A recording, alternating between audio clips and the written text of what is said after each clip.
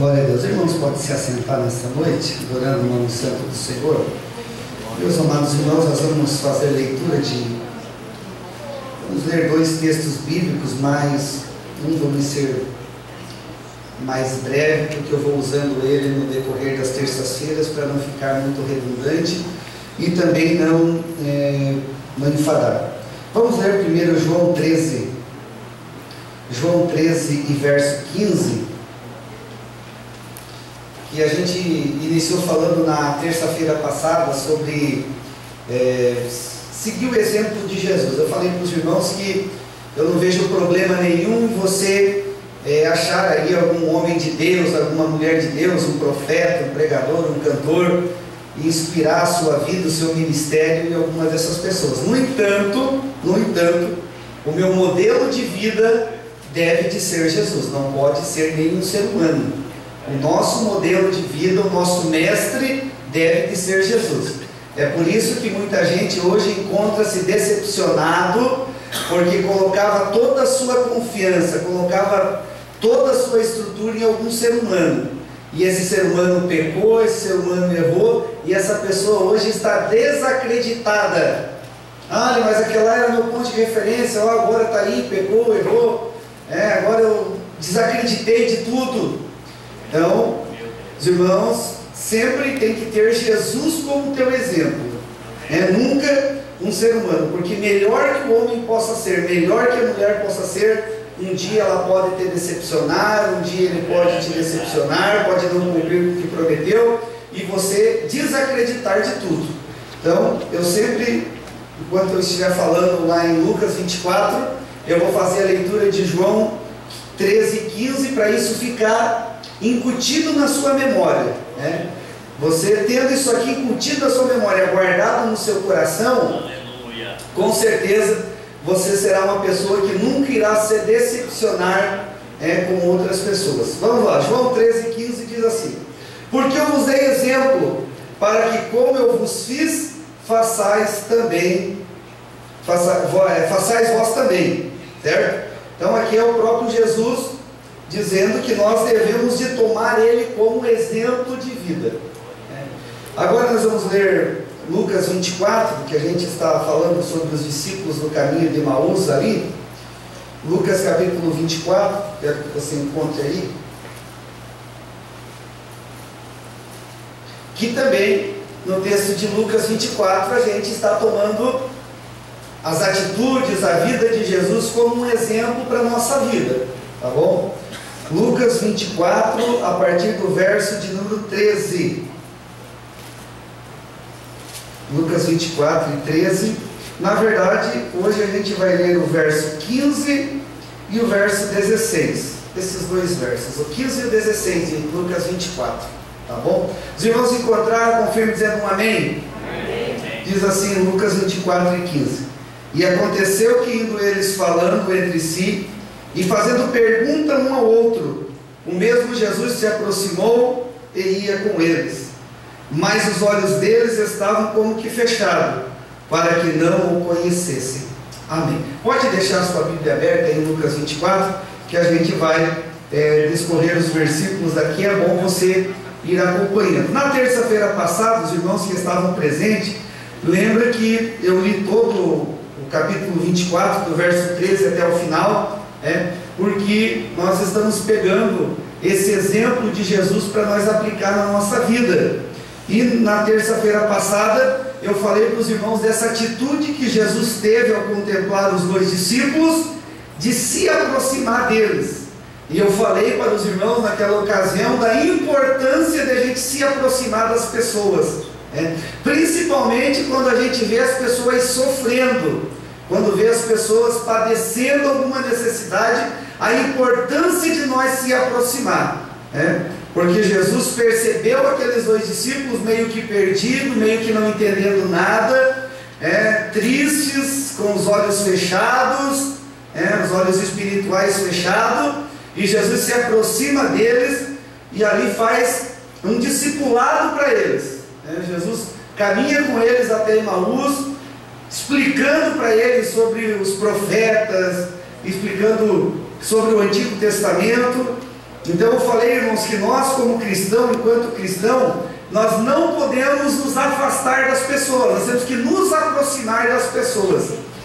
Eu estava pensando que quando Jesus fala que nós somos luz e somos sal, luz do mundo e sal da terra, eu estava pensando, irmãos, que se eu pegar aqui uma lanterna de um aparelho celular ou uma lanterna e ligar dentro desse templo, eu acredito que não faria diferença nenhuma, porque já é bem iluminado, está tudo claro. Se eu ligar aqui uma lanterna com celular, ela não ia contribuir em nada. Mas se eu pedir lá para o porteiro daí apagar as luzes aqui da igreja e eu ligar essa mesma lanterna, ela vai fazer um baita um clarão, vai ajudar muito. Assim é o cristão. Enquanto você é luz aqui dentro, faz pouca diferença, muda pouco o ambiente aqui, porque está cheio de luz esse ambiente. Mas quando você é luz lá em meio às trevas, a tua luz faz toda a diferença lá. Quando você é luz lá no trabalho, quando você é luz lá na escola, quando você é luz lá no seu bairro, por quê? Porque esses lugares estão tomados de escuridão, mas quando você se coloca como luz naquele ambiente, você dissipa as trevas daquele ambiente. Então essa é a importância, irmãos, de nós assumir a responsabilidade. Não ser cristão apenas aqui dentro da igreja, não ser sal só aqui dentro da igreja. Olha a importância do sal. O sal, ele traz sabor, o sal conserva, é um antisséptico, o sal tem várias propriedades, o sal causa sede. Quem aí já experimentou uma comida que alguém esqueceu de salgar, aquela comida fica insossa, aquela comida fica sem sabor, por mais deliciosa que seja a comida, se não tiver sal, ela deixa de ser saborosa, deixa de ser apetitosa.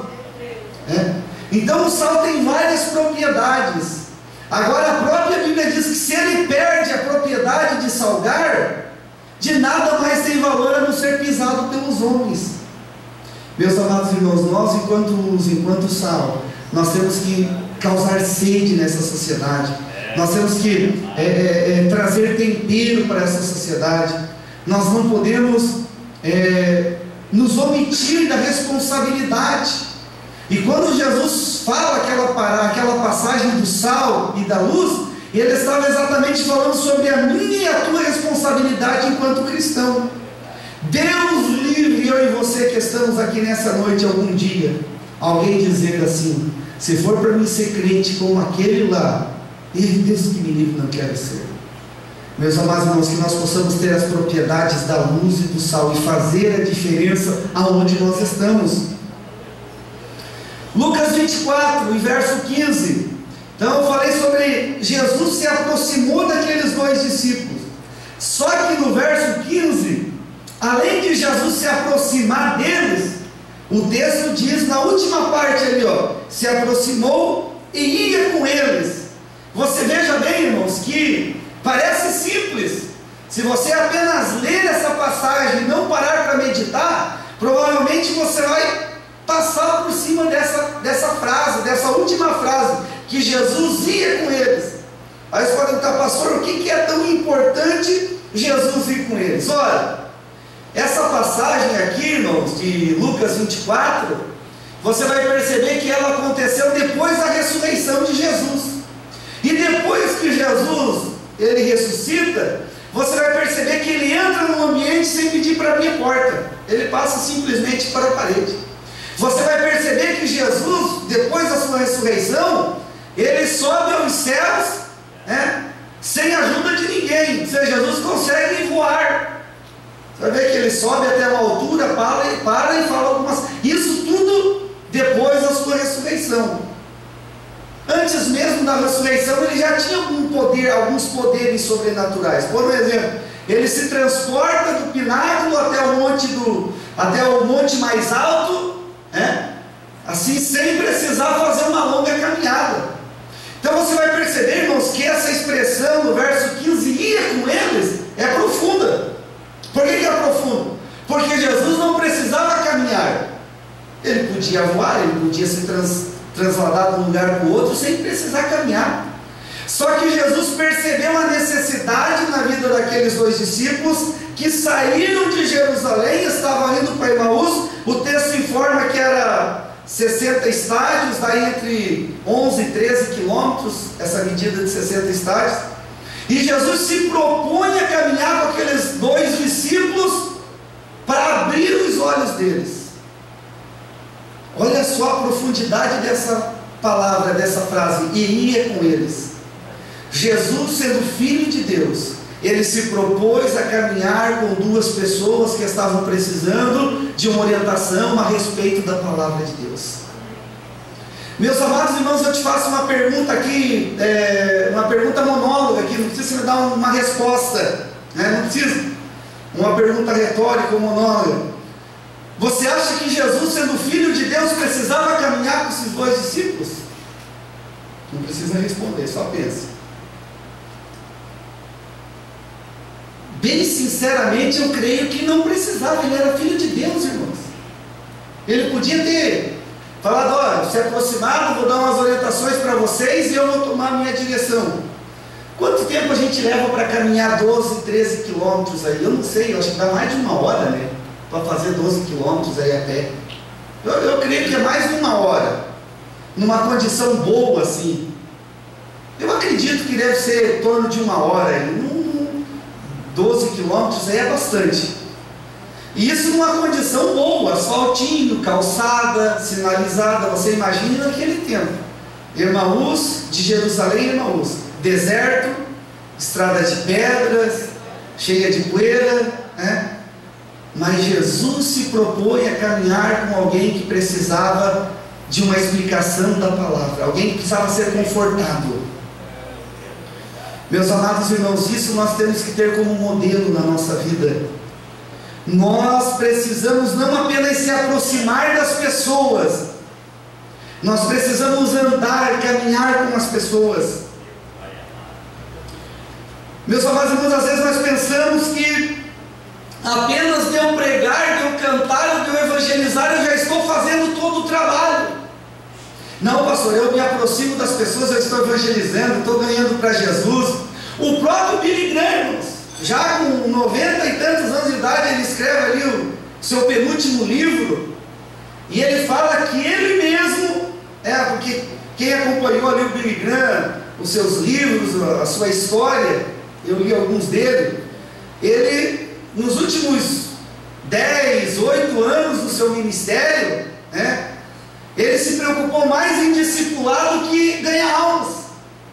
Porque ele até chega a mencionar nos seus livros, dizendo que se ele tivesse cuidado mais das pessoas que ele levou a Cristo, com certeza ele teria menos filhos bastardos. Porque, meus amados irmãos, quando nós ganhamos uma alma para Jesus, nós geramos uma nova pessoa. Isso não é heresia, isso é bíblico, você sabia? O próprio apóstolo Paulo, em Coríntios 4:15, ele fala que ele gerou aquela igreja de Corinto, ele gerou aquela igreja por meio do Evangelho. Quando ele se refere em 1 Timóteo capítulo 1 e verso 2 a Timóteo, ele fala que Timóteo é um verdadeiro filho na fé.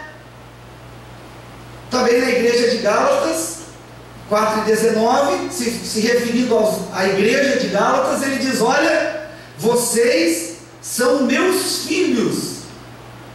Agora, você imaginou, vamos voltar aqui ao Billy Graham, ganhou milhares de pessoas, mas não acompanhou a vida dessas pessoas.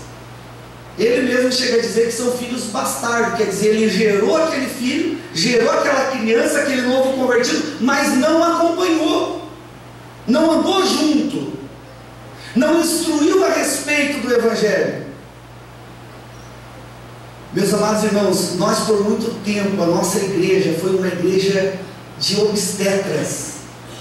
O que é um obstetra?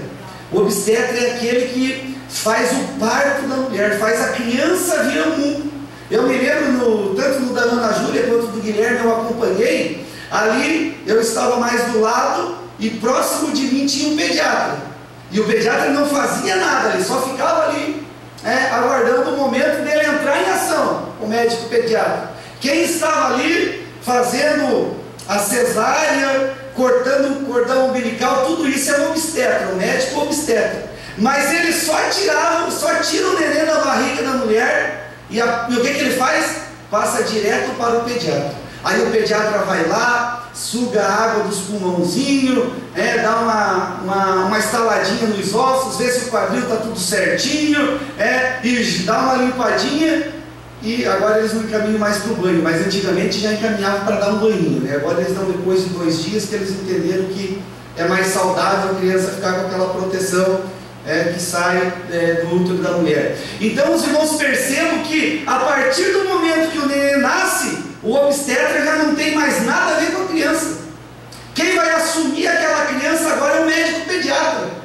O Guilherme está com 7 anos, vai fazer, e eu ainda levo no pediatra. Tem orientações de levar até os 18 anos no pediatra. É o pediatra que acompanha o crescimento do crânio, é o pediatra que acompanha o peso, e ele vai anotando tudo na agendinha ali, ó. Vai fazendo um gráfico assim, ó. Se está bom, se o peso está certo, se a cabeça está no diâmetro certo e tal, e ele vai fazendo todo o acompanhamento. Quem cuida é um pediatra. O obstetra só fez a criança vir ao mundo e deu. Por muito tempo, irmãos, eu e você, muitos cantores, pregadores da nossa igreja só foram médico obstetra, só faziam nascer, depois de nascer deixavam a criança, o novo convertido lá de lado. E é por isso de que cada 100 pessoas que nós ganhamos a Cristo, nós levamos apenas 10 para o batismo. E depois de 5 anos, nós temos apenas 5 firmes na igreja. Eu estou falando de cada 100 que nós ganhamos. Isso é uma verdade. Se nós conseguíssemos discipular, cuidar, acompanhar todos os novos convertidos que já aceitaram Jesus nesse endereço, nessa igreja, essa igreja precisava ter 5 andares para comportar todo mundo. De cada 100, apenas 10 são levados às águas, e depois de 5 anos, apenas 5 permanecem. Esse é os números que nós temos hoje dentro das nossas igrejas. Porque muito médico obstetra, muita gente fazendo nascer novos crentes, bebês na fé, mas poucos médicos pediatras para acompanhar. Você imagina, a Ana Júlia está com 1 ano e 4 meses, a minha filha, eu chegar e dizer para ela: filha, é o seguinte, eu e tua mãe precisamos de umas férias agora.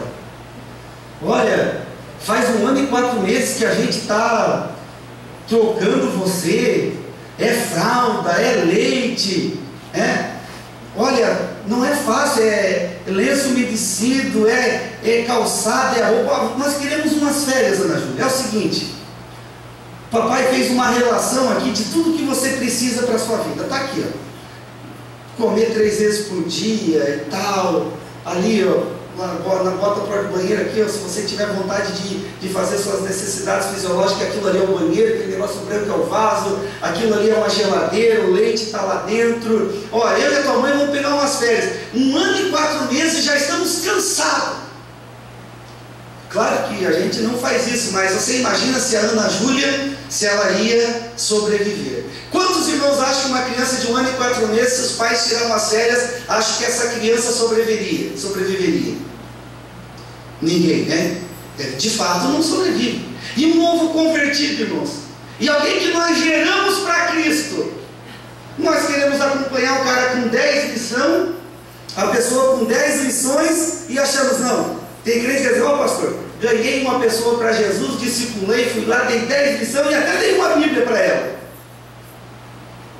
Provavelmente esse novo convertido, esse recém-nascido, ele não vai conseguir permanecer na presença do Senhor, porque ele vai ter um manual, mas ele não sabe ainda ler o manual.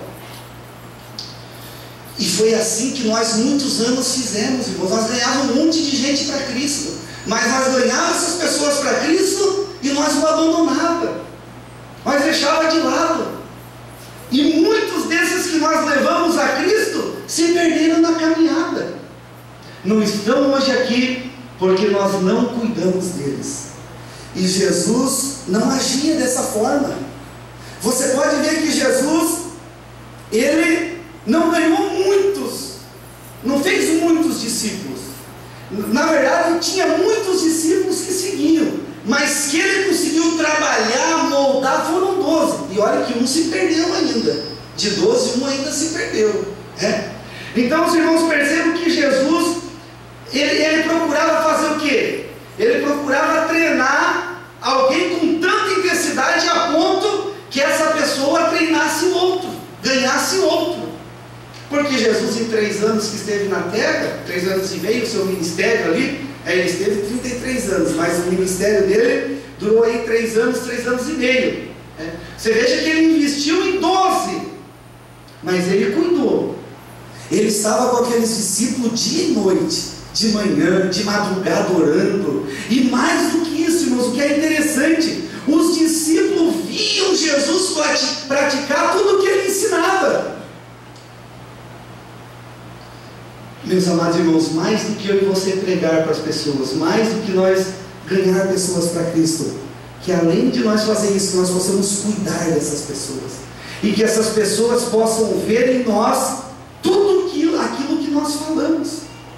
Eu sempre digo para as pessoas, eu digo, irmão, nunca pregue aquilo que você não vive. É a maior hipocrisia do mundo. Você querer cobrar dos outros o que você não vive, não faça isso. É uma hipocrisia que não tem tamanho. Porque tem muita gente que hoje canta sobre fidelidade, prega sobre fidelidade, mas vai ver, a vida está toda enrolada. Porque cantar, pregar é fácil. Você faz um sermão aqui, ó, você bota o povo para chorar. Hoje, com a ajuda da psicologia, ficou mais fácil ainda você fazer uma leitura, levar o público a um êxtase, a emoção. Mas e se eles forem acompanhar a tua vida, como é?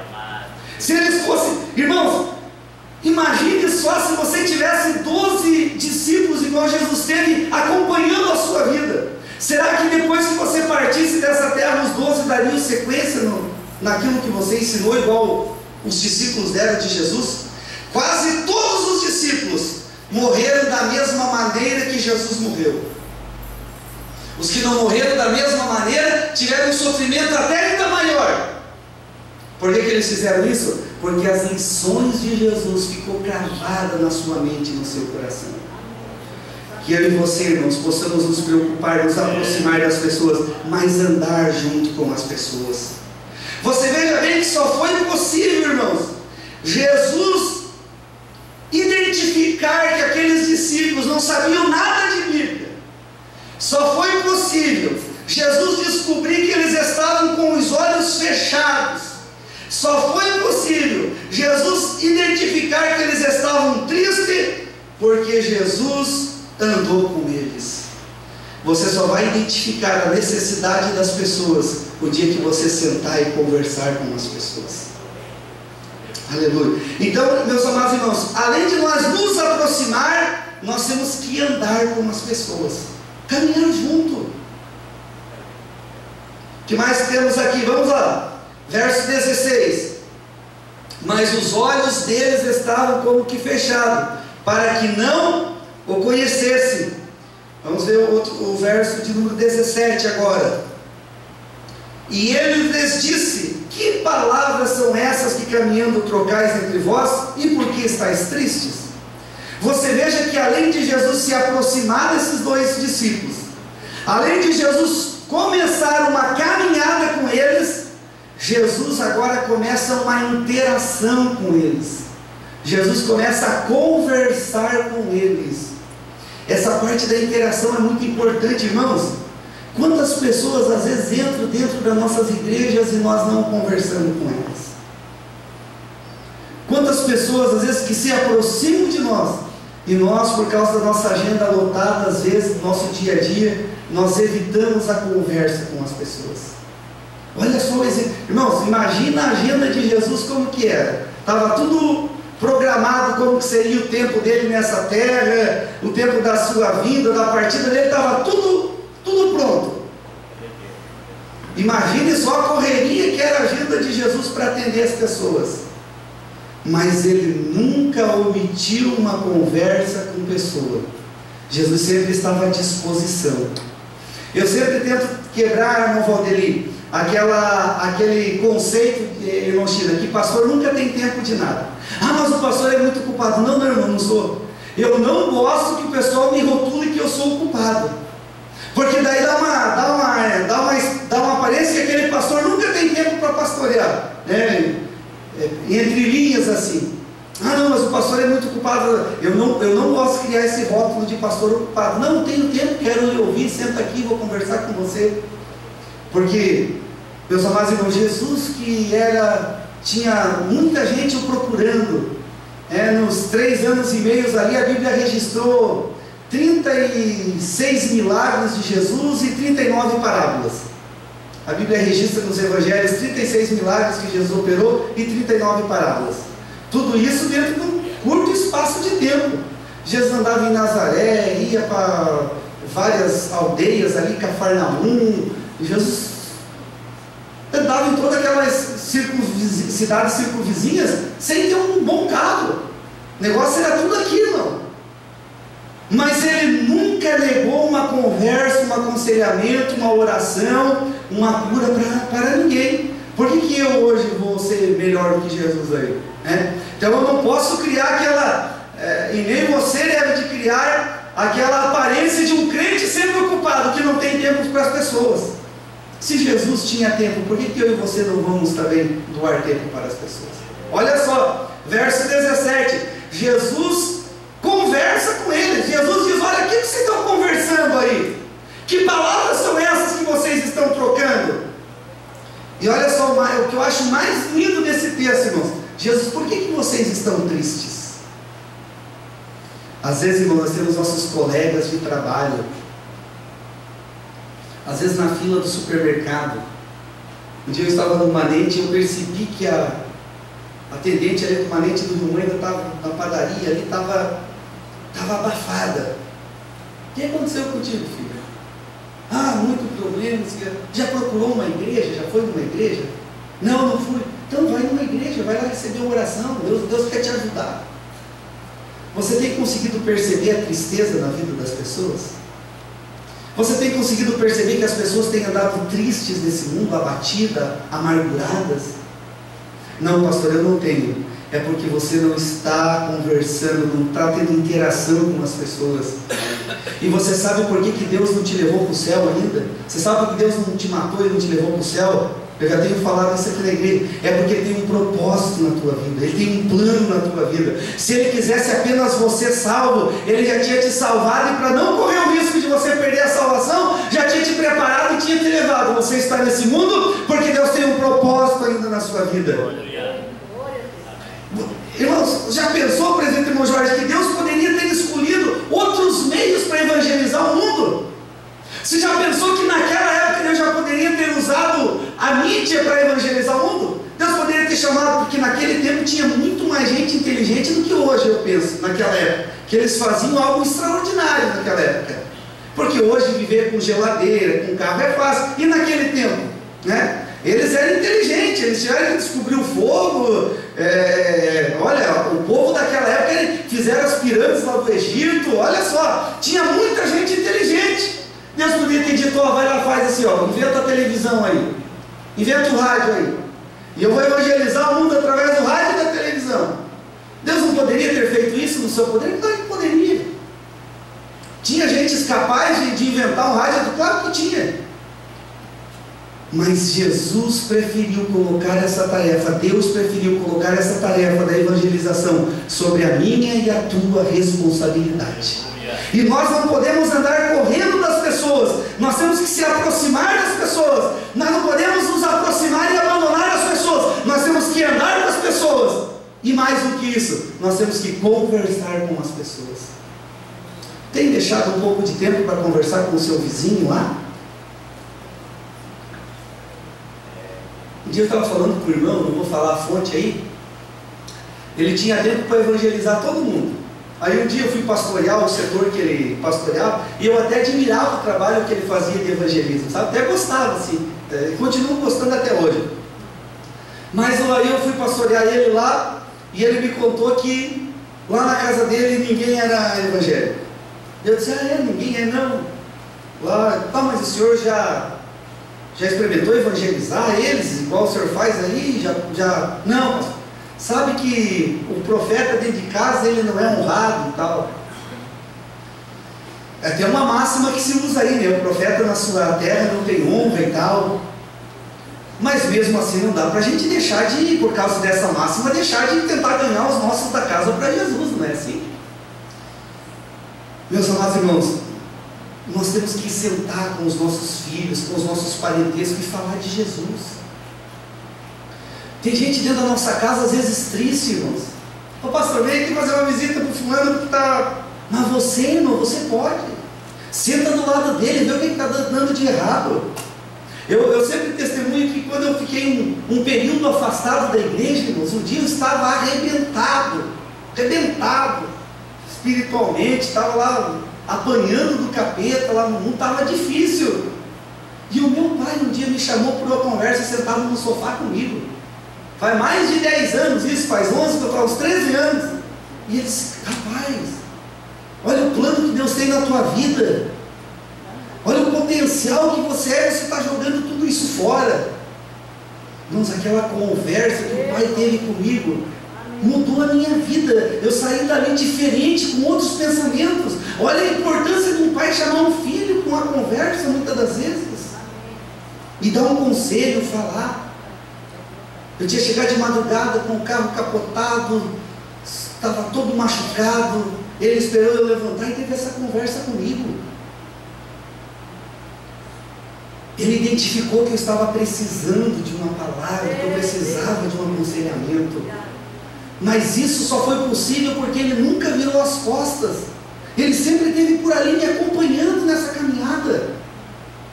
Não se afaste das pessoas, converse com as pessoas, identifique o porquê que elas estão tristes, explique nas escrituras para as pessoas. Olha só, Jesus diz: por que vocês estão tristes?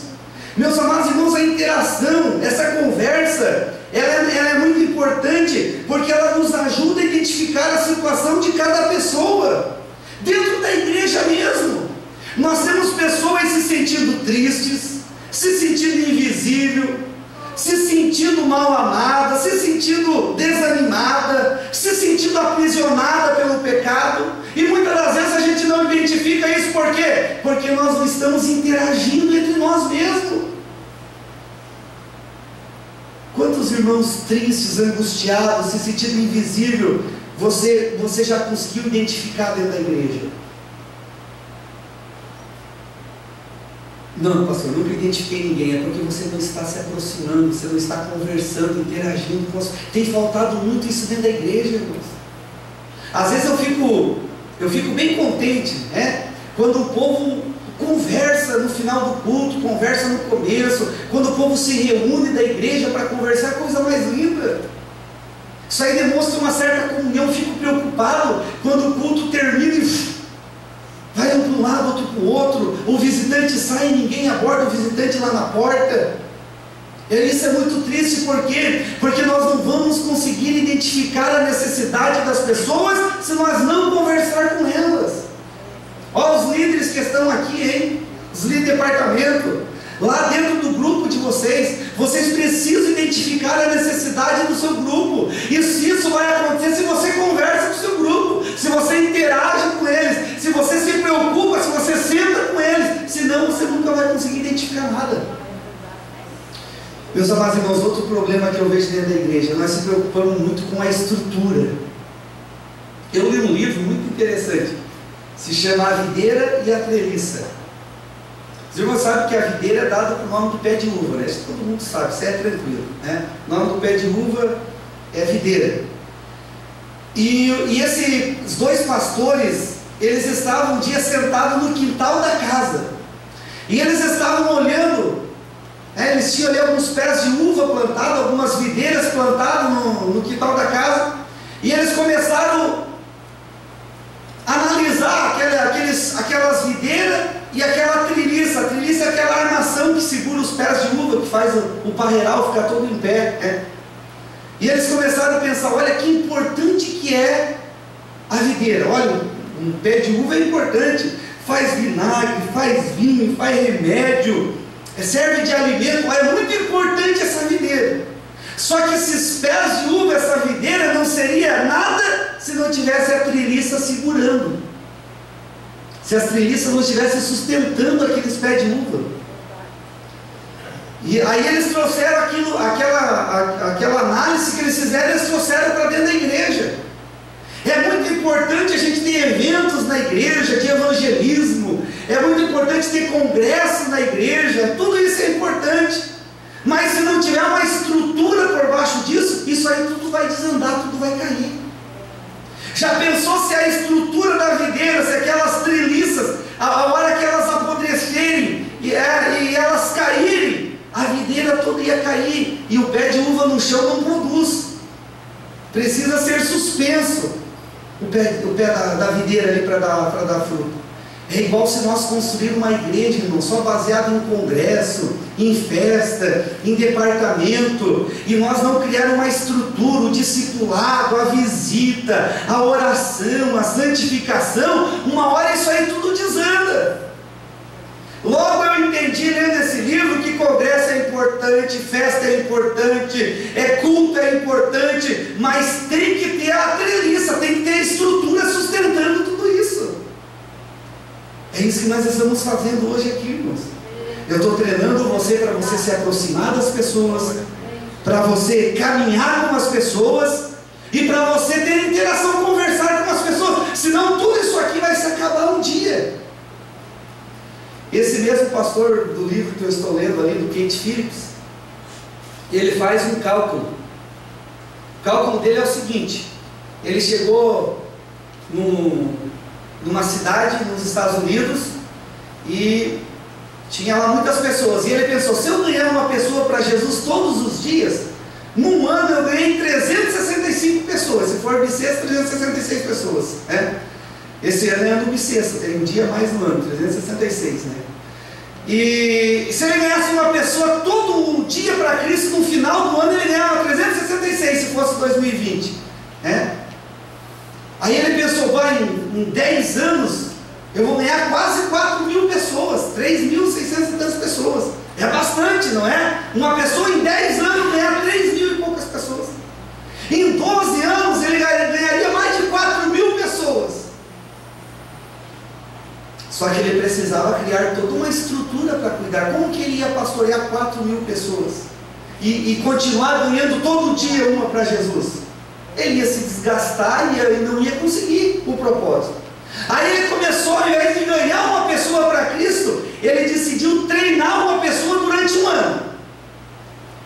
Ao invés de ganhar uma pessoa todo dia para Jesus, ele ia escolher uma pessoa para ele treinar aquela pessoa durante um ano. Agora a missão dele ficou mais fácil: ganhar e treinar uma pessoa em 12 meses. Aí você pode dizer, pastor, mas o resultado não vai ser tão grande. Irmãos, quando você pega uma pessoa e você treina aquela pessoa e ela sai dali e vai escolher mais uma pessoa para treinar, já multiplicou. Aí aquela pessoa que escolheu uma pessoa, treinou durante um ano, ela foi ganhar outra pessoa, já começou a triplicar.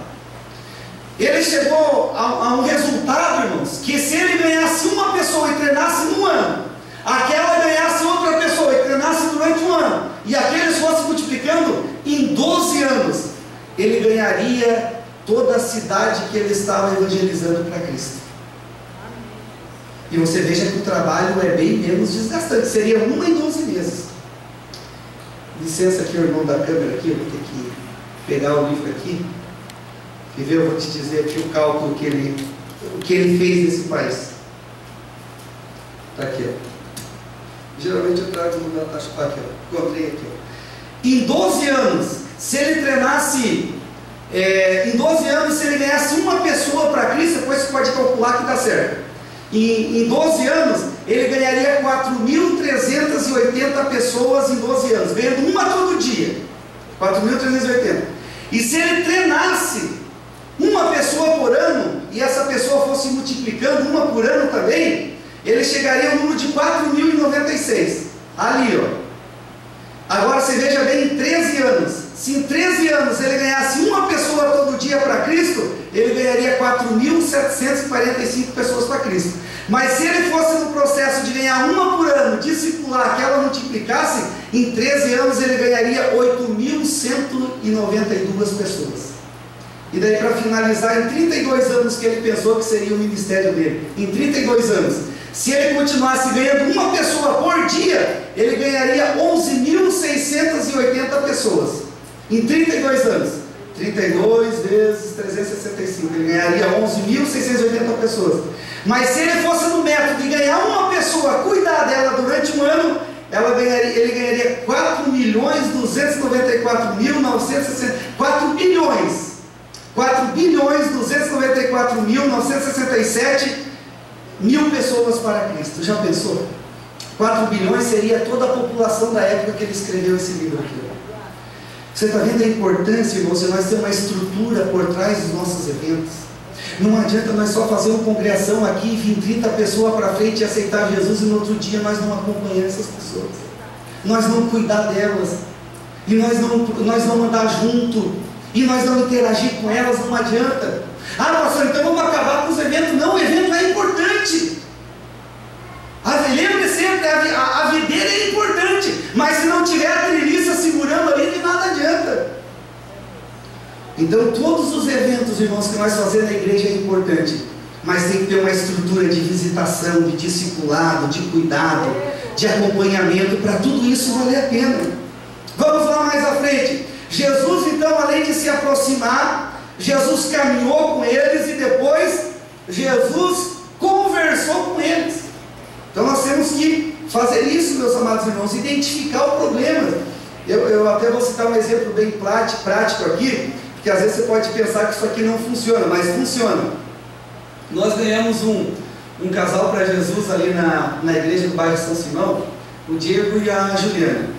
O Diego era um rapaz que precisava se internar para se recuperar de um vício que ele tinha. A gente internou ele e nesse processo eu tinha que levar a Juliana com os filhos toda semana lá no desafio para conversar com o Diego. Ele vê os filhinhos, ela dá uma força para o esposo. Só que daí ia ficar toda semana não dava, e era na segunda-feira. Tinha segunda que eu tinha reunião de obreiros e o meu segundo que revezava comigo tinha reunião. Aí eu escolhi um casal de confiança, porque a Juliana é nova convertida, você tem que botar a pessoa de confiança.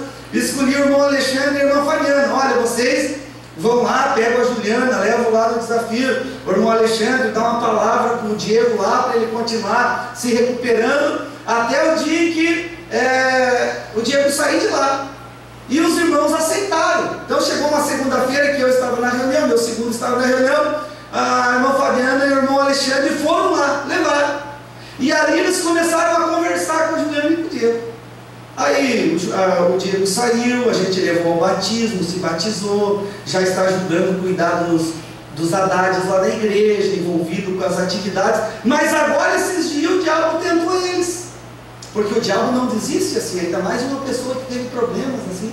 O diabo fica ali tentando, E daí, para quem que eles ligaram? Ligaram para entrar em contato com a Fabiana e com o Alexandre.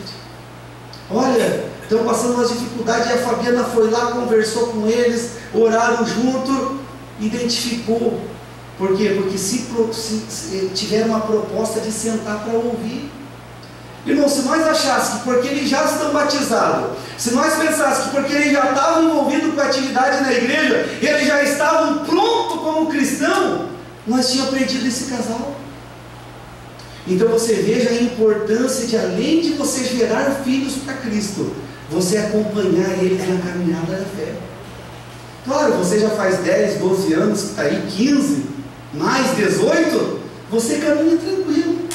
Mas pega aí um de 1 ano, 2 anos, com toda essa pressão que o mundo coloca, com todos esses pratos de pecado que o mundo coloca, não vai conseguir vencer a caminhada.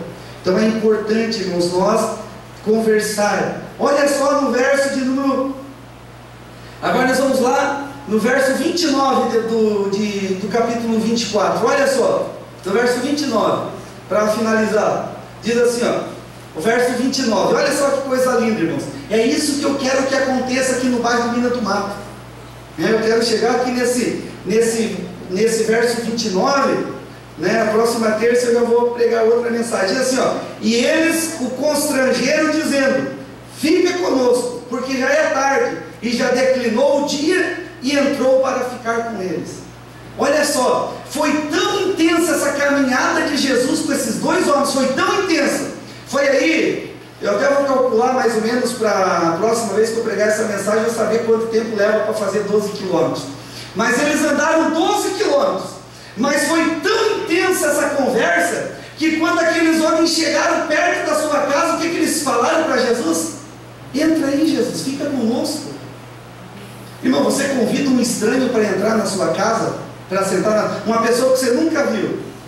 Nesses dias de hoje, nem dá, né? Nem dá. Você só abre para quem você tem confiança. Irmãos, Jesus inspirou tanta confiança para aqueles 2 discípulos, que quando eles chegaram na sua casa, eles disseram: entra aqui, come com a gente, posa aqui na nossa casa. Olha só a confiança que Jesus inspirou para aqueles 2 homens, a ponto deles quererem que Jesus entrasse. Meus amados irmãos, o dia que as pessoas desse bairro confiarem em nós, sentirem confiança em nós, as portas dessas casas se abrirão para nós entrar e fazer a comunhão, se assentar na mesa com eles. Mas eles têm que ter confiança.